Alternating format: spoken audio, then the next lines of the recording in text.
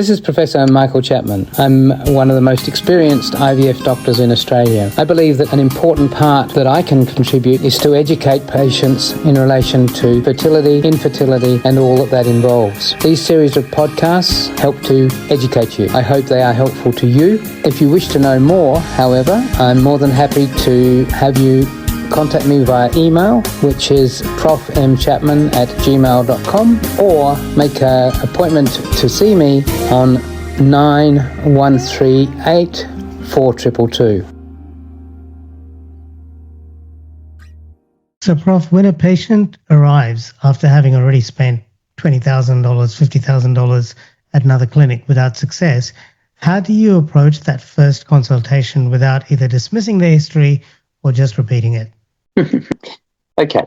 No, well, I see a lot of second opinions because I do, as an very experienced fertility specialist. And my first goal is to see what's gone on and work out whether there were any deficiencies. Has something been missed? Had a laboratory had poor results? And so that's my first step, So you've had cycles elsewhere, what dosage of drugs, what type of drugs, what happened to the embryo, how many eggs did you get, what happened to in them in terms of fertilization rates and creation of embryos. Was there anything else that has been missed? And then generally, I would be sitting down with what I then know and working out a specific process regime for that next cycle where I would be hoping to improve the outcome.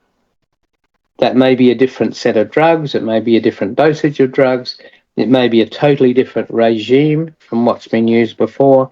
There's a whole range of things that we can modify and hopefully get a better result for the patient. Prof, you talked about male infertility before. How do you involve the male partner meaningfully in the IVF process beyond the initial semen analysis?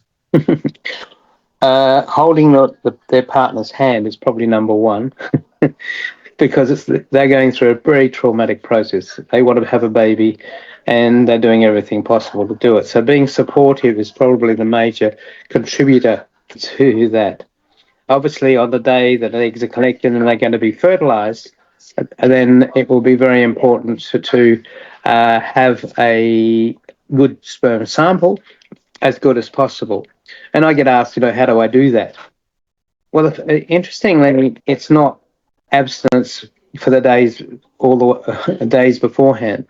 In fact, there's some evidence that if you don't ejaculate for a week before an IVF egg collection, your sperm are more likely to have DNA damage and therefore reduce your chances of success.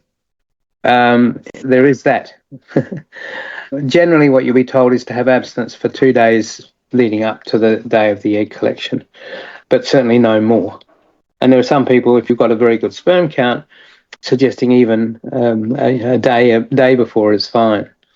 It makes very little difference to the volume, even having sex or ejaculating the day before. We generally suggest don't have sex because when we collect the eggs, we can drop one, or you may ovulate on your own.